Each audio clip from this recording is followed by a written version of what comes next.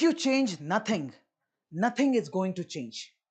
If you are the same person as you were yesterday, you're not changing your thoughts, you're not changing your actions, your behavior is the same, then you can't expect new results.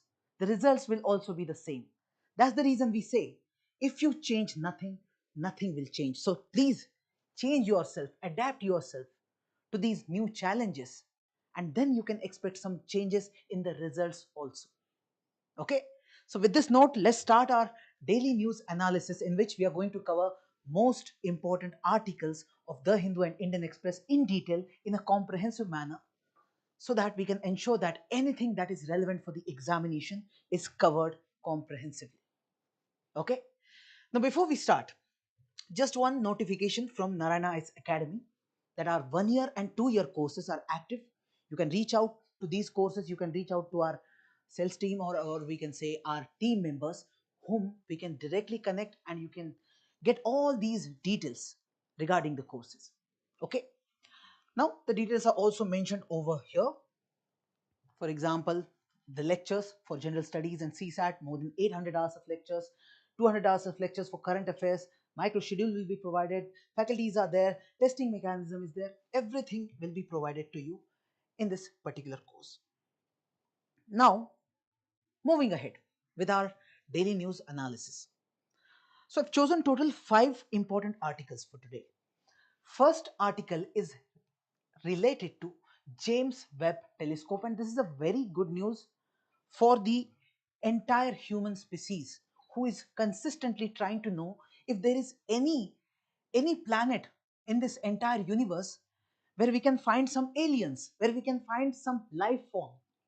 So we've got a news with respect to this telescope, that it has got some images which show that there is a planet where we can find some living species or some living beings. Okay, then second article is about V2G technology. Now, because we are trying to move towards renewable energy, especially nowadays we are talking about electric vehicles. So with respect to this electric vehicles, a new technology is being introduced, which is called V2G technology. So this we will understand in detail. Then third article is related to prisons in India. So there is a report which is brought by civil society, and that report talks about the horrific conditions existing in Indian prisons. So Indian prisons, as part of our polity and governance, when we read about governance or when we read about social justice, we need to know about the people who are living in the prisons. What is the condition in which they are living? So this report becomes important for us. Then the fourth article is about coaching centers. Specifically, this talks about misleading ads provided by coaching institutes, and there is a warning from one of the agencies of the government to these coaching centers.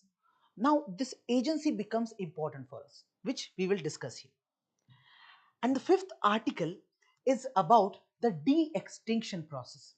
Now, this article is important, and we had already covered this article in one of our DNAs.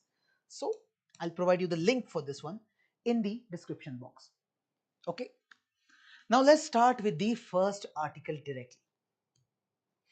Scientists using James Webb Telescope find strongest sign of life on alien planet. So, interestingly, you might say, sir, is this all relevant for the examination? So, I can show you one previous year question asked on this James Webb Space Telescope. Launched on 25th December 2021, this James Webb Space Telescope has been much in the news since then. What are its unique features which make it superior to its predecessor space telescopes? What are the key goals of this mission? What are the potential benefits does it hold for the human race?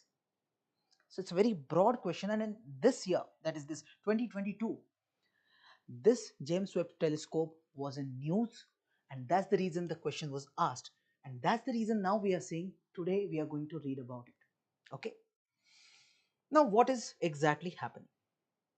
See, we are always in search of finding out life on any other planet. So first we started studying our solar system.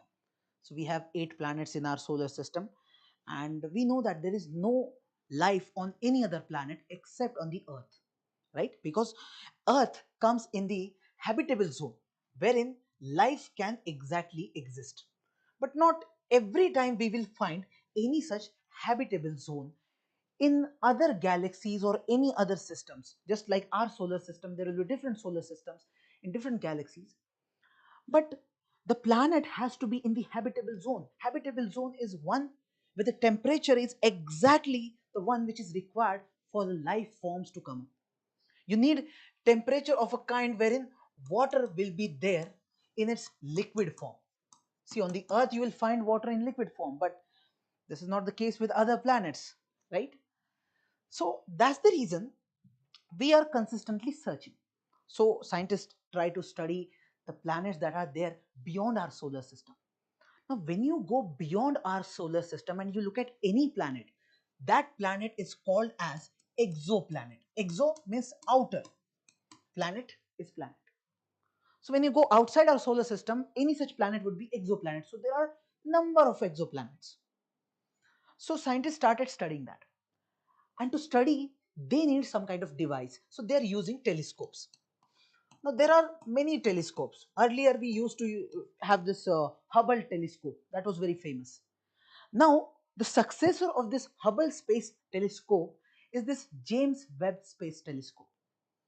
And this telescope has provided us with some information, some images, which give us some idea that there must be some life form existing on one planet. Now, the name of that planet is K218b. It's a very technical name, but what can we do? That's the name. So, this K218b, it's a planet and it is 120 light years away from Earth. Okay, when we study the distance between different planets or different galaxies, we use this light year unit. So it is 120 light years away from Earth. Okay, now this is the reason we are studying about this James Webb Space Telescope. Now you need to know about the basic facts, or you need to know about the technical elements related to James Webb Space Telescope. Now, first of all, every telescope is different. Some telescopes will be working in different electromagnetic radiation or electromagnetic, what we call as electromagnetic light spectrum. So, what you see using visible light is different. Something there will be like infrared light, there will be radio waves, there will be UV lights. So, for each different spectrum or for each different element, we need different kind of telescope. Now, right now we have this James Webb Space Telescope, which observes the entire universe in the infrared light. Okay, it is specifically made to observe the universe in infrared light. We cannot see with our naked eyes the way universe is seen by this infrared space telescope. Okay, now who launched it? It was launched by NASA, but there was a collaboration of different agencies. So NASA from United States, then we have European Space Agency, and then we have this Canadian Space Agency, that is CSA. And this telescope was launched in the year 2021 December. What was the main purpose? To study the evolution of universe, to study different galaxies, to study different planets, and come to know how these galaxies are actually formed. Okay, so we want to know the entire universe. That's the major goal. If we look at the features of this James Webb Space Telescope, first thing, it is located at Lagrange point L2. Now, people do not know about this Lagrange point. Look at this image. Let's say this is your sun and this is your earth. Okay, now see, when you're sending something from earth towards sun or somewhere between sun and the earth, now there is one problem. Every element in this universe is carrying some gravity. If you send something away from earth, earth's gravity will act on it and will try to pull it. Similarly, if something is going over here, then sun's gravity will also try to attract it. So if we are sending any aircraft, any satellite or any telescope in the space and we want that telescope to stay stable over there. It should not get attracted by one's gravity. If let's say you're putting one telescope over here and sun's gravity will attract it and this telescope will be completely destroyed. We don't want that to happen. So what we will do, we will put our satellites at a particular location, and we know that this is the location wherein the gravity from this side and gravity from this side, that is the gravity or this force, centrifugal force from the sun and the earth, will be balancing each other, in such a way that this object over here can stay stable. Such points wherein these objects will stay stable and no gravity will attract them completely, such point is called as Lagrange point. Okay, so if we find such 3 4 points, we will name them Lagrange point number 1 2 3 4 5 etc. So here we have this Lagrange point 1, here we have Lagrange point 2, L3 over here, L4 here, L5 over here. And it's not like it's just one point, rather it's a complete halo. It's a complete, see, it will be like, if you look at this location, this L2, so this object can orbit like this in an halo. Okay, now what we are saying is this James Webb Space Telescope is located at Lagrange point L2. So you can understand, here we have this James Webb Space Telescope. Okay, moving further, it is positioned at L2, 1.5 million kilometers from the Earth. Now this is a good information for us to remember, that it is located 1.5 million kilometers away from Earth, and it has some temperature which is very stable. It has minimal interference from any of these planets. Now, some specific technical details which you should know, certainly, at least you should remember as facts. First of all, it has got some mirrors, 6.5-meter gold coated beryllium segmented mirror. Now, this mirror is needed for any telescope, but we see that in this James Webb Space Telescope, there is largest mirror as such we have ever seen. This is the largest one. No other telescope is having such a large 6.5-meter. This much large mirror is not there. Then we said that it is going to observe universe in infrared range. Now that range is 0.6 to 28 microns, and this is very good. This is so good that you can observe the universe in the best way if you have this range. Now this is not available with any other telescope. That's why we are calling this telescope as very unique to study early galaxies. See, we are trying to know which galaxy was formed earlier, how it got formed. We want to know that stuff. And this makes it possible. Okay. Now, if you check the instruments used by this James Webb Space Telescope, now this is very technical part. You should just briefly know about the key instruments used by it. Because it is going to observe universe in infrared range, it has near infrared spectrograph, near infrared camera, mid infrared instrument, and fine guidance sensor or near infrared imager and slitless spectrograph. Now these are all the devices that are needed so that the telescope can work. For normal understanding, in layman terms, we may look at a telescope and say it's a camera. Okay, but technically it's not just a camera. It has so many devices or instruments attached to it. Okay, for example, if I talk about this spectrograph, what it does is, specifically, it is going to take images and it is going to separate the lights, and through separation of lights it will try to understand what is exactly existing on this particular planet. So is there air, is there any carbon dioxide or methane, or what kind of gas is there, or what is present over there, the chemical composition, it will try to understand using this spectrograph. Okay, now we understand it's a very good thing that we have James Webb Space Telescope. Has it done something very interesting till now? Yes, it has done many things. So if you see the major discoveries till now, the deepest ever infrared images of galaxies formed just 500 to 700 million years after Big Bang. Those images has been provided by this space telescope, that is James Webb. Then it had detected monster galaxies from early universe. It had observed ancient galaxy clusters and early stars. All these were the things it had already done. But now recently, the news which is there, the news says it has found out potential biosignature gases on this exoplanet K218b. This is the news I said. There's a planet where we say that there's a possibility of life. Now, how did we come to know that there is a possibility of life? Because this telescope finds out that there are some gases which are present over here, and those gases can be present on a planet only when there is life. There must have been either some plants or some microorganisms or some human beings or animals or whatever. Some life must have been formed over there, only then such gases can be formed. Now such gases are called as biosignature gases. They are signifying, or they are showing that there must have been some bio or life. Okay, now if I have to give examples of such gases, so we have this oxygen. You can't see oxygen unless you have life. So if we talk about the photosynthesis phenomena done in any of the plants, the green plants, you see, green plants are going to take sunlight and they are going to take carbon dioxide. But with this photosynthesis process, oxygen will come out, right?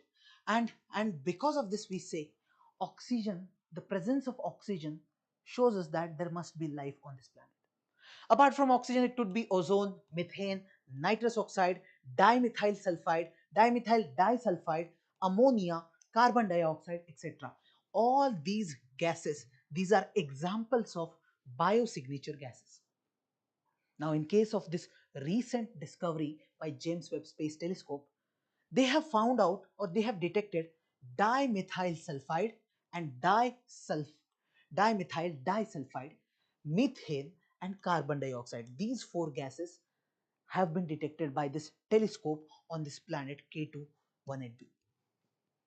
Okay, so if you can understand now that this discovery, this is a very important discovery till now the James Webb Space Telescope has ever made.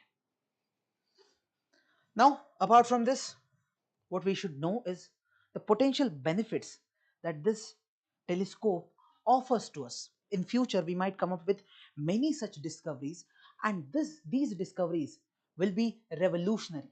As far as the astronomy is concerned, the subject astronomy is concerned, a lot of new information is going to be provided by this telescope. So its contribution will be very important. Then there is this aspect of astrobiology. In the astronomy, when we look at the biology aspect, the life form aspect, there many new things will be discovered by this telescope. One of that is this recent news.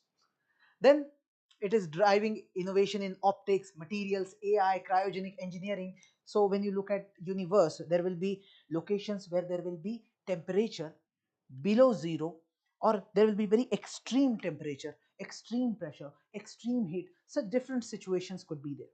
So you require different technology. For example, this cryogenic engineering technology would be required. So new innovation will come up with this James Webb Space Telescope. Then as far as this telescope is concerned, because three agencies are involved, and whatever information this telescope gets, it shares that information with all the scientific community. So this promotes global scientific collaboration and data sharing. And because such new things are happening, such discoveries are taking place, this will generate curiosity among many people. So this is going to inspire STEM education and public scientific curiosity. STEM means science, technology, engineering, and mathematics. So in this field, people are going to get attracted towards this field because of such new discoveries.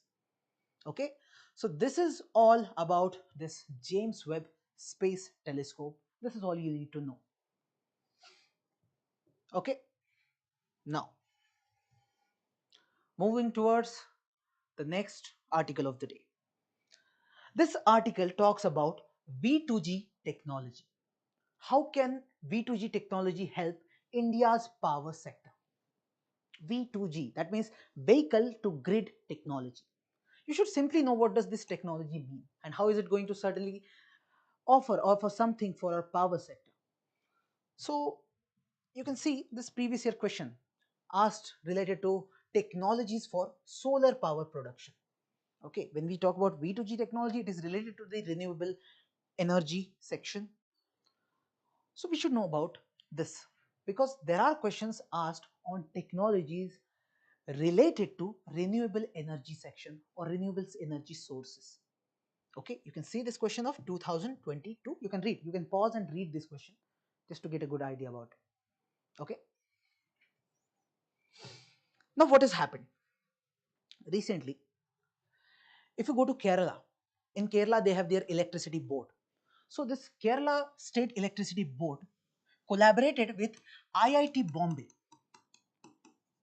and with this collaboration what they are doing is they are working on a pilot project, a new project or a new initiative wherein they are trying to implement vehicle to grid technology in Kerala. They're trying to implement it. It's a pilot project. If it works out, if it becomes successful, then it will be done on a large scale throughout the state or maybe in the entire country also.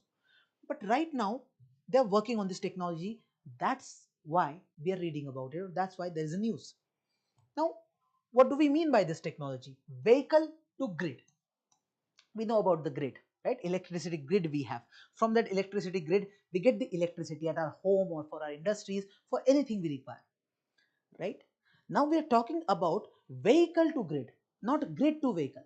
When we talk about electric vehicles need electricity. That electricity we get from the grid, electricity grid, right? Whatever electricity we have generated in the power plant, that is sent to those units wherein we can store it and transfer it, those discoms, etc. So now we are saying we provide energy or electricity from grid to electric vehicles, right? Now we are talking about the reverse stuff. How can we provide electric vehicles electricity to the grid? Now you may say, sir, why does it even bother us? Why are we even thinking about it? You see, now we want to transition towards renewable energy, right? We don't want to depend on coal or these products which are causing climate change for us because of greenhouse gas emission. So if you are moving towards renewable energy, there is one problem that remains with renewable energy sources, is that they are not continuous. There is this term which we use as intermittent.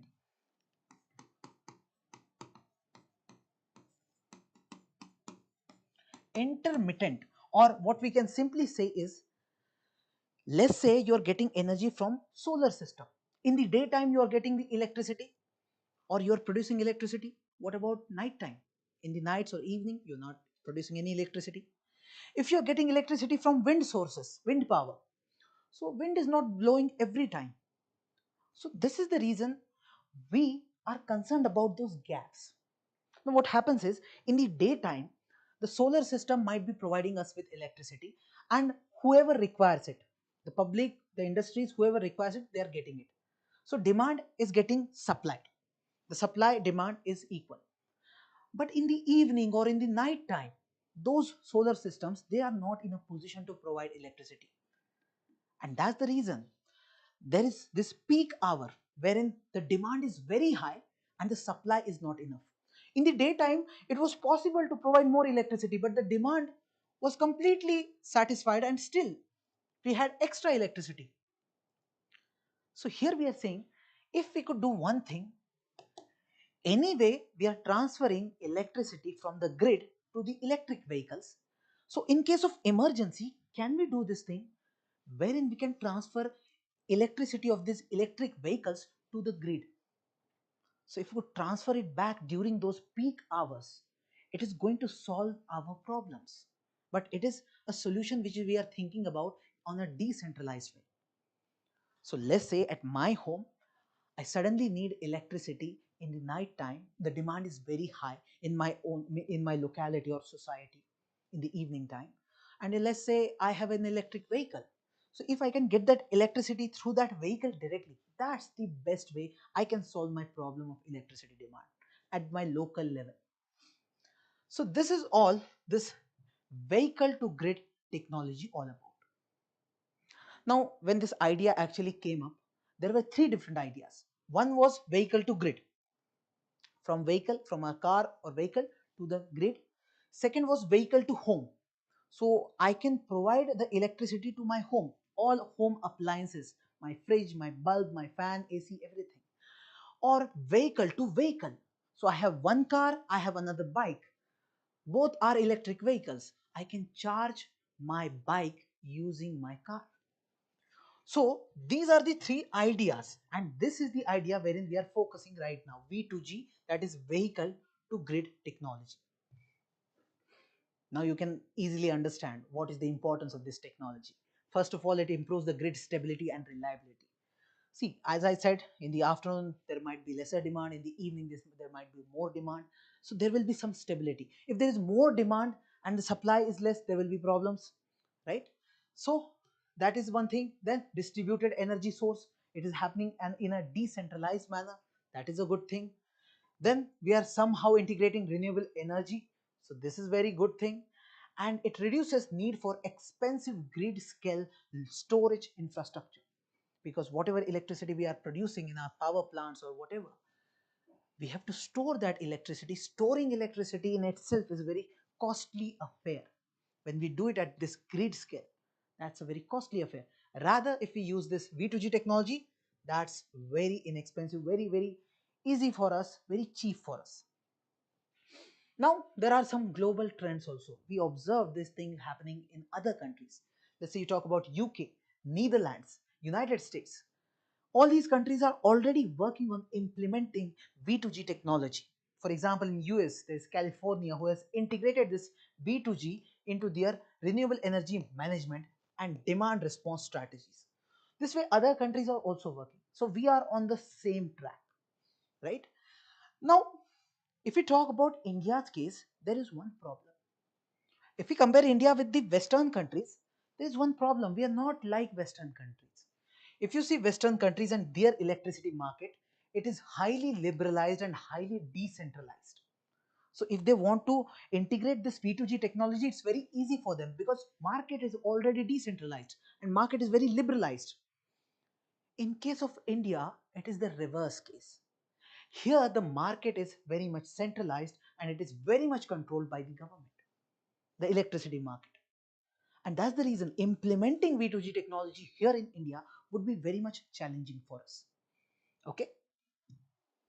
Then there is this problem of variability in RE generation, that is renewable energy generation. As I said, there is peak demand, and at that time we don't have enough electricity provided by renewable energy sources. That problem is there in India. Then at the policy level, we have problem. EV charging policies are unidirectional in India. Most of the policies which are made, though, those are unidirectional. That means they don't talk about the bidirectional way. They talk about grid to something. That something could be your vehicle. But reverse, bidirectional way, they're not focusing on. So considering all these things, we are saying that government needs to think about it, and that's why this pilot project is being run. Okay, some good things also we have done. Let's say there are many discoms which are doing this pilot project. Kerala State Electricity Board is one of them. There are some others also. They're also thinking about starting this project at pilot level. Okay, then we have Central Electricity Authority. They have formed a committee, and this committee is going to design reverse charging guidelines. So those guidelines will be provided. After that, we may see some more initiatives coming from different institutions. Then there is increased interest in the rooftop solar and RE integration. Now this is because of government. Government is providing some incentives, and at the policy level also government is coming up with some guidelines for all the people, and it shows government's interest also in this part. So overall we can say it's a good thing to go if we work on this particular technology. Done. So we're done with second article of the day. Now article number 3. This article specifically talks about India's prisons.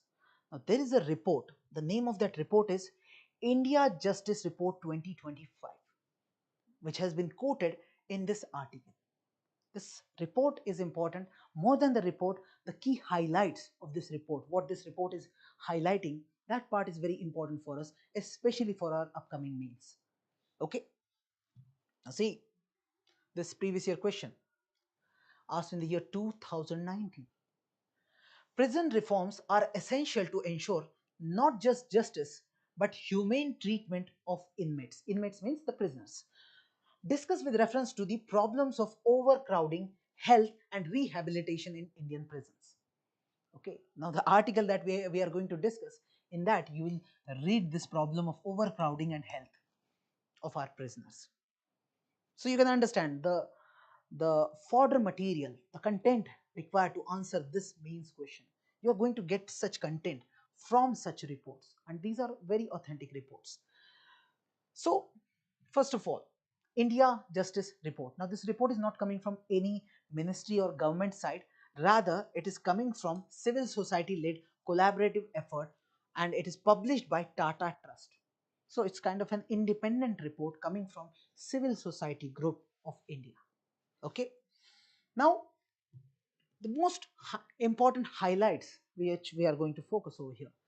First problem highlighted by this report is there is very much overcrowding which is present in Indian prisons. So they say that our occupancy rate has crossed 131% mark. You see, we don't have the capacity to put more people in our prisons. We are still putting them. We don't have the capacity to handle these many people.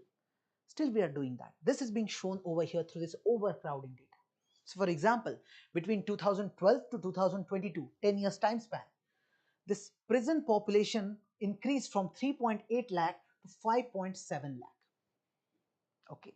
And as far as the capacity part is concerned, how much people we can manage, the prison can manage, considering the infrastructure, the staff, etc., we can at max handle 4.3 lakh people. So this is our capacity, and this many people we have. This clearly shows where we are leading. And this is not happening in just one state or the other. Most of our states are suffering from this problem. Let's say we talk about Maharashtra. So the occupancy rate in Maharashtra increased from 99% in 2012 to 161% in 2022. So if this can happen in state like Maharashtra, you can't expect good things from any other state, considering that Maharashtra is relatively a more developed state with having decent resources with it to solve many problems. But still, we have this overcrowding problem. The second problem highlighted over here is shortage of medical professionals. See, we all need doctors. Similarly, people living in the prisons, they also need some doctors. So here we are observing there is 43% vacancy among the sanctioned medical officer post in prisons. Post is already sanctioned, but it is not filled. There is vacancy, right? And if you read this model prison manual brought by government in 2016, it says that for 300 prisoners, there must be at least one doctor. And in India, right now, we have one doctor for 775 prisoners. Can you see the difference? 300 and 775, right? And this is our own manual which is saying this thing. So we can understand if such worse condition is there, that means it is obvious that basic medical infrastructure is not there. Basic medical care is not being provided to those prisoners. Now, third problem, alarming deficit in mental health staff. Now, apart from doctors, here we're talking about psychologists and psychiatrists. See, mental health is one of the major issues for us. Although many people do not talk about it, especially Indian society doesn't care much about mental health. But this is the reality. And our mental health affects our physical health too. So when you look at the mental health aspect, just like we don't have enough doctors, here you see in 2022, you have only 25 psychologists or psychiatrists for total 5.7 lakh prisoners. Only 25 psychologists. How can you expect a good mental health if we have such a poor number, right? Then lack of disability and health data. Now, when it comes to data, we don't have enough data, especially how many people are there with disabilities. Do you have the data about it? No. The data regarding their health, don't have that. So these are the four major dimensions highlighted by this report, and we should know this. We can clearly quote these numbers, this argument very clearly in the answers. Okay, so this was your third article. Now the fourth article, coaching centers warned against misleading students. So there is an agency called Central Consumer Protection Authority, CCPA. This agency has given a warning to coaching industries. And that's why we are reading about this agency. This agency becomes, this authority becomes important for us from the preliminary examination point of view. Look at this previous year question asked in the year 2012. With reference to consumer rights or privileges under provisions of law in India, which of the following statements is correct? Consumers are empowered to take samples for food testing. When a consumer files a complaint in any consumer forum, no fee is required to be paid. In case of death of a consumer, his legal heir can file a complaint in the consumer forum on his behalf. So this question simply shows us that the theme of consumers is important for examination, right? And if there is any authority who is taking care of the rights of consumers, then that authority also becomes important. Okay. So now this Central Consumer Protection Authority, it has issued warning to the coaching centers across India, all the coaching centers. And this warning is for providing any kind of misleading advertisement. So many coaching institutes, they come up with misleading advertisement. This misleads the consumers or students who are trying to get admissions in these coaching institutes. So there is a possibility there will be fake or false promises made that we are going to give you guaranteed selection. This is a very false promise because nobody can guarantee selection because it depends very much on the student, right? Then promoting services that were not actually delivered. So they will promise that will provide this service, test series, that, and in reality they are not providing that. Such things also happen. Then charging fees, but later on cancelling admissions and not even providing any kind of refund. This also happens. And not providing, concealing the critical information like the course type, fees, student identity, etc. So when coachings do such things, they are trying to manipulate market. They're trying to just gain as many students as possible at the cost of their future. So here, to protect these students, because they are consumers over here, so to protect these consumers, we have an authority, Central Consumer Protection Authority. Now this is not made specifically for students as such. This is a major body which takes care of consumers. So consumer could be anything. You're buying any service, any good, you can reach out to this authority. Now, this authority was formed by this Act, Consumer Protection Act 2019. This Act came into picture or came in effect on July 2020, and actually this Act replaced the earlier Act. So earlier we had an Act called Consumer Protection Act 1986. Okay. Now this establishes this authority called CCPA, Central Consumer Protection Authority. Okay, and this works under this Ministry of Consumer Affairs, Food and Public Distribution. You should know about this ministry for sure. Okay, this is an important fact. Now what are the objectives? Basically you can understand that to take care of the right of the consumer, to ensure that nobody misleads a consumer, whatever action this authority can do will do it, and they have that mandate. So for example, protect and enforce the collective rights of consumers. So all the consumers collectively, they have this right. Whatever right they have, they should get the right information, they should not be misled. So all these rights, that will be protected and enforced by this authority.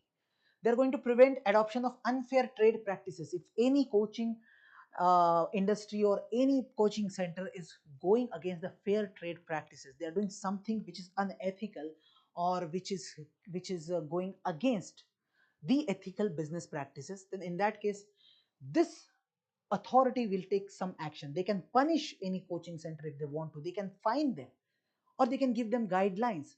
So whatever they can do, they will do it. Okay. So apart from that, for any advertisement where is no truth is mentioned or misleading is there, or any deceptive advertisement is there, for all that they are going to take actions. Now if you look at this organization CCPA,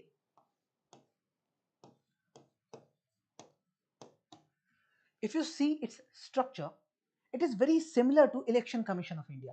So here we have one chief commissioner and you have two commissioners, just like Election Commission of India, as I said. So one chief commissioner, he will take care of everything, and there are two commissioners, one specific commissioner for goods and other one for services. Okay, so there is some specialization over here. Now, if you talk about the powers and function, what kind of powers or authority this agency or institution is having. So for example, they can take suo motu action. Suo motu means even if nobody has complained, even if nobody has filed any FIR or any complaint, any formal complaint as such with this organization, still just by looking at any newspaper ad or anything, if they feel that there's something wrong going on, they can take action. This is called suo motu action. They can take it. Or in case someone has formally complained, then also they can take action, right? They are empowered to recall defective or unsafe product. If any wrong product is there in the market, they can ask the company to take it back. They can even ask to provide refund of this product, take the return and just provide the refund. They can cancel the license if that institute or that company is not listening or is violating the guidelines, and they can initiate class action suits. See, there are some lawsuits, or if you're filing a case, let's say we are so many consumers, so individually we might file one single case. Instead of that, this authority can initiate a class action. That means a group suit or a group case directly against one particular company, right? Then they can issue direction to stop unfair and harmful practices, and they can impose penalties also. Okay. Now the CCPA, it has its own investigation wing. They have people to investigate.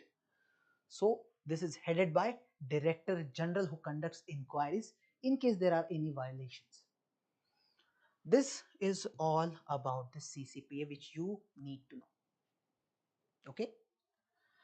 So we completed our 4 articles. Now the 5th article is related to de-extinction, as I said. This is the article, and we had covered this in the 12th April daily news analysis. Over here, conservation of dire wolves, if you can see the same dire wolf which is being talked over here. Okay, so you can just go through this daily news analysis. The link is provided in the description box. You can reach out to this video if you want to. Now the time for practice questions. I'll give you 5-10 seconds. 10 seconds you take and try to form answer. Try to brainstorm.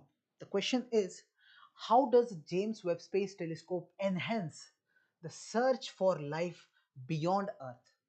Explain the significance of detecting biosignature gases on exoplanets. I'll give you 10 seconds. Please think about it. Try to brainstorm what would be the answer, or how can we structure this answer.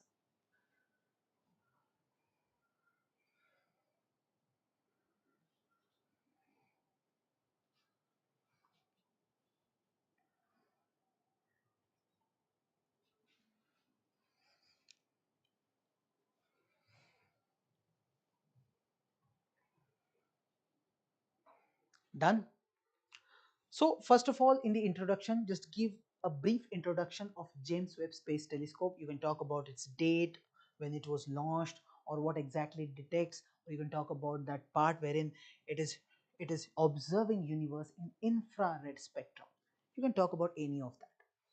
Then how this enhances search for life, right? So we are talking about this bioastrology, or the part wherein we are trying to find out life on any other planets. So you can talk about infrared observation, this L2 Lagrangian point, how you can even go into the depths wherein you can talk about the impact of it will have with these discoveries. So there could be one example given about this recent discovery also, and you can, anyway, it was asked that you have to provide the significance of these biosignature gases. Briefly tell what are these biosignature gases, give examples, and then tell the examiner what is its significance, how we can find out life using these biosignature gases. Okay, and in the conclusion you can say that this marks a turning point of humanity's quest to understand life in the entire universe.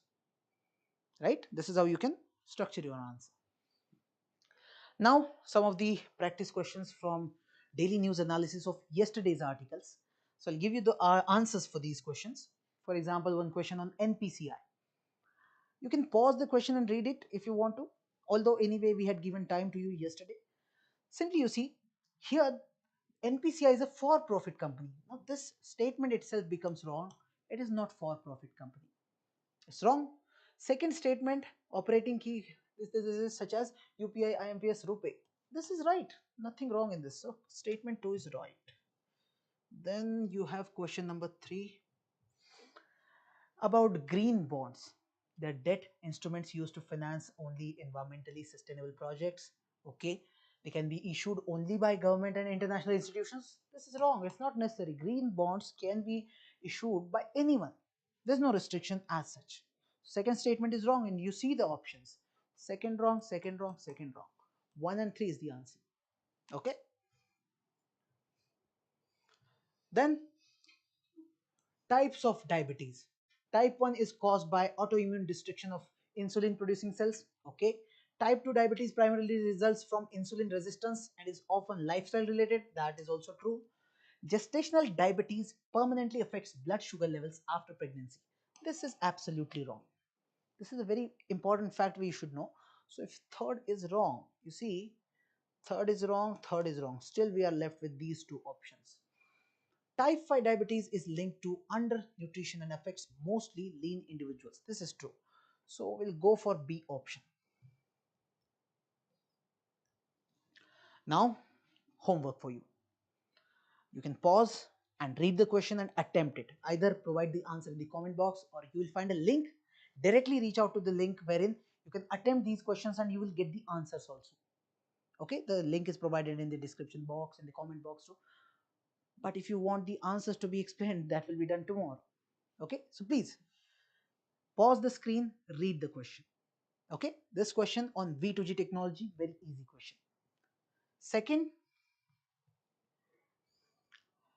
Central Consumer Protection Authority. Factual question, or very much expected kind of question, we can say. And you can again pause and attempt it. And the last question on India Justice Report 2025. Again, you can pause and answer it. Okay. The answers you will be provided with tomorrow, and we'll meet in the next session again. Thank you so much for watching Daily News Analysis.